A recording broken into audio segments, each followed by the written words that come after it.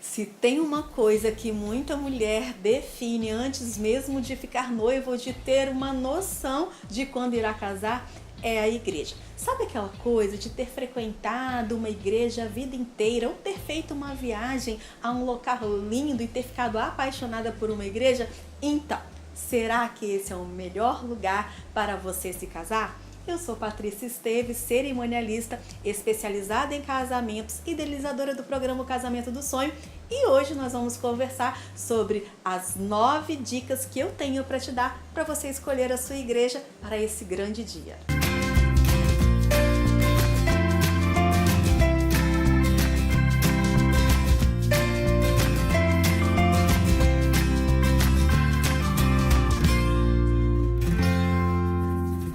Primeira dica. A primeira coisa que você precisa saber é que muitas igrejas de todo o Brasil têm uma agenda super apertada e que às vezes você precisa de reservar a sua igreja com até 2 anos de antecedência. É isso mesmo, meninas. Tem igrejas que são super concorridas, tanto católicas quanto protestantes, independente de qual seja. É importante que você tenha aí esta informação de quanto tempo mais ou menos de antecedência você precisará ir buscar a agenda desta igreja. Então, esta é a primeira coisa para que você já comece a tomar as atitudes necessárias para reservar essa igreja tão querida, tão sonhada para o seu grande dia. Dica número 2. Você precisa de verificar a capacidade desta igreja. É muito importante que a igreja que você escolher, ela acomode com conforto todos os seus convidados. Muitos profissionais comentam que acham desnecessário, porque muitas pessoas faltam à cerimônia religiosa. Particularmente, eu desejo que todas as pessoas que você convidar estejam ali prestigiando esse momento tão importante, tão especial. E a gente deve levar em conta também que muitas mulheres passaram algumas horas num salão, se preparando, fazendo uma maquiagem, um cabelo, estão de salto alto, uma cerimônia religiosa, frequentemente ela já gasta e dura, em torno de 1 hora, e que não é muito agradável, nem elegante deixar esta convidada em pé por um período tão longo. A probabilidade dela ficar mal-humorada e já se encaminhar para a sua festa, sua recepção um pouquinho mais desanimada é grande. Então, o ideal é você ter aí uma igreja que comporte com tranquilidade todos os seus convidados. Dica número 3. Dê uma olhada na infraestrutura desta igreja, áreas cobertas, reservadas, fora do templo. Isso porque isso pode trazer um conforto bem grande para a equipe de assessoria cerimonial e dar uma ajuda em alguns imprevistos que possam acontecer. Por exemplo, igrejas que têm espaços anexos cobertos, como salão de festa, uma cantina, pode ser muito útil num dia de uma cerimônia em que esteja chovendo e que do lado de fora da igreja não tenha nenhuma cobertura. Esses espaços muitas vezes podem ser usados para reunir pais, padrinhos, dar um conforto maior na organização, deixando tudo mais confortável do que ter todos eles reunidos dentro da igreja. Em alguns lugares isso pode gerar um tumulto. Pode ser que você não consiga todas as informações, todas as dicas reunidas numa única igreja, mas se você puder observar esses itens, vai ser super bacana e vai te direcionar a uma escolha mais acertada.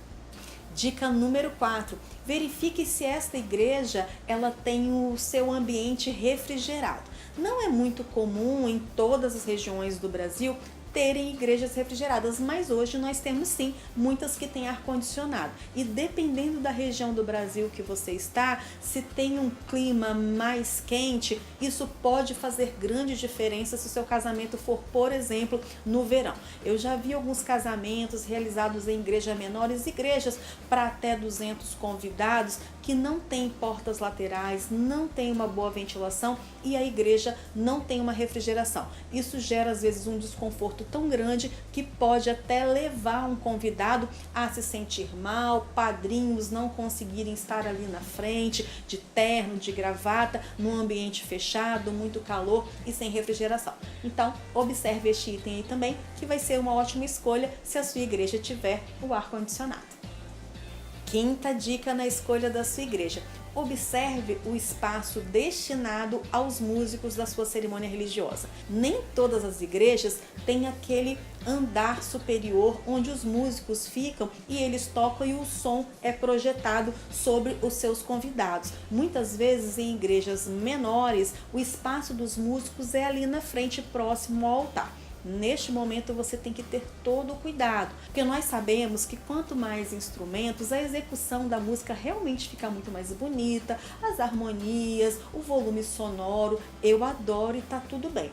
Porém, numa igreja pequena, isso pode se tornar um grande inconveniente. Eu já vi muitas vezes instrumentos como saxofone, trompete, clarins ficar praticamente no ouvido dos padrinhos ou dos pais e ser extremamente desconfortável. Então, e também refecha às vezes até a circulação da igreja, sabe? As igrejas menores têm 2 fileiras de banco, o corredor central e às vezes o corredor lateral mais estreito.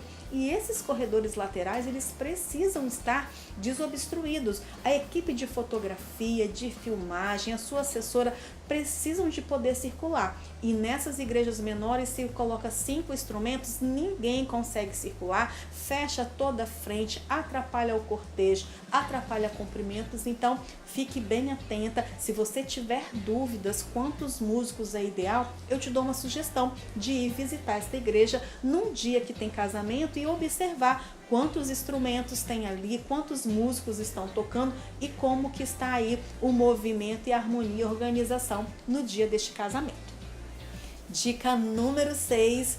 Vá até a secretaria da sua igreja e se informe tudo o que é permitido ou proibido na execução do seu casamento, no cortejo de saída, se a sua assessora pode trabalhar lá ou não, quais músicas que eles permitem. Sim, porque tudo isso pode ser proibido ou permitido por aquela igreja. Eu conheço igrejas que não permitem que a equipe de assessoria e cerimonial trabalhe na igreja, tem que ser a equipe deles. Algumas igrejas restringem e bastante que tipos de músicas que podem ser tocadas. No cortejo de saída se pode fazer uma bolinha de sabão, acender um sparkles. O arroz, meninas, podemos dizer que 100% das igrejas, principalmente as católicas, é proibido. Então, isso aí já é um ponto mais pacífico, mas outros itens, muitas permitem e outras não. E pode ser que isso seja importante para você. Então, vale a pena você conferir esses itens também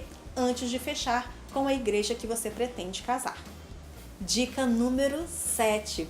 Veja na sua igreja se ela possui celebrante para o seu casamento ou se você pode levar um celebrante convidado seu. Isso porque, meninas, é muito mais comum do que vocês imaginam em algumas igrejas, frequentemente até nas igrejas católicas, que não há celebrantes disponíveis como autoridades sacerdotais. Por exemplo, em várias igrejas, o pároco ele é responsável por várias comunidades que estão ligadas à matriz e ele é um só. Então, às vezes, tem vários casamentos nas comunidades e ele não consegue atender a todos. E alguns casamentos, então, vão ser realizados pelo ministro da Eucaristia ou outros casais preparados para aquele momento.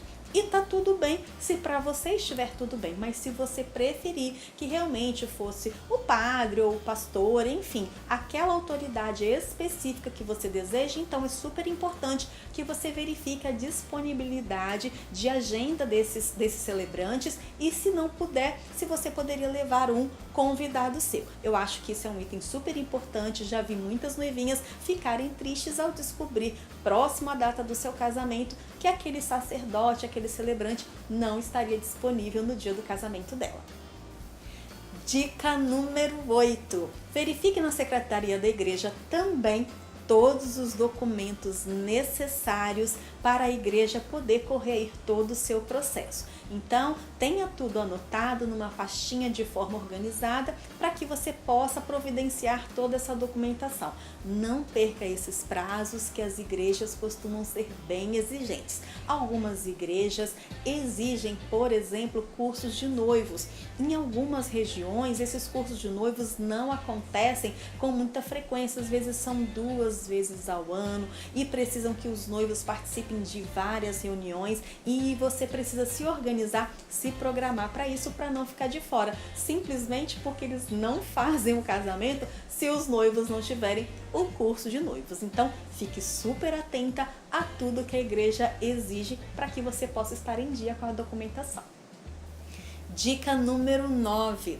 Como sempre, eu deixo a última pergunta, a resposta ou dica para comentar sobre alguma pergunta de uma das noivinhas que participa lá do meu programa O Casamento do Sonho, e lá dentro do programa elas fazem várias perguntas e uma delas sobre cerimônia, sobre igreja. Ela me fez uma pergunta: Patrícia, é necessário que a igreja tenha estacionamento, tenha muitas vagas, acessibilidade? Como que é isso? Então vamos responder essa pergunta que ela fez lá no programa O Casamento do Sonho. É interessante que você verifique a acessibilidade da igreja. Na grande maioria das vezes as igrejas não possuem estacionamento, mas é interessante que você observe as vias de acesso, toda a acessibilidade.